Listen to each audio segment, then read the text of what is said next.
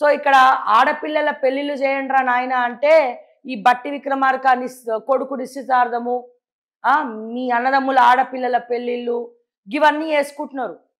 అరే బాబు, మీరు చేయాల్సింది మా తెలంగాణ ఆడబిడ్డల పెళ్లి, ఒక్కొక్కరికి తులం బంగారం ఇస్తామన్నావు కదా, హెచ్చలకు పోయి చెప్పినావు కదా, మరి తులం బంగారం ఏమైందని చెప్పి ఊర్లో ఉరిమి చూసి అడుగుతున్నారు.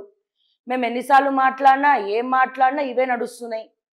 ఇప్పుడు ఓఆర్ఆర్ చుట్టూ నీ పాగా వేసినావు. ఓఆర్ఆర్ చుట్టుపక్కల ఉన్నటువంటి భూములన్నీ కూడా అప్పనంగా నొక్కేద్దాం అనుకుంటున్నావు.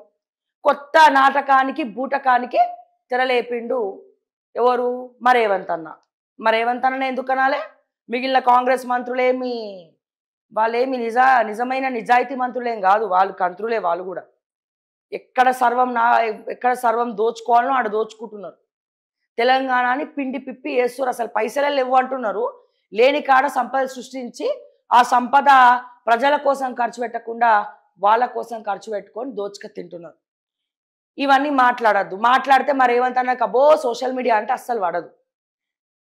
ఆయన గెలవడానికి పనిచేయచ్చు సోషల్ మీడియా, కానీ అతను వేలెత్తి చూపిస్తే మాత్రం మా సోషల్ మీడియా పనిచేయద్దు. మాట్లాడద్దు, ప్రశ్నించద్దు. ప్రజల పక్షాన మాట్లాడితే రేవంత్ అన్నకి అసలు మండుతూ ఉంటుంది.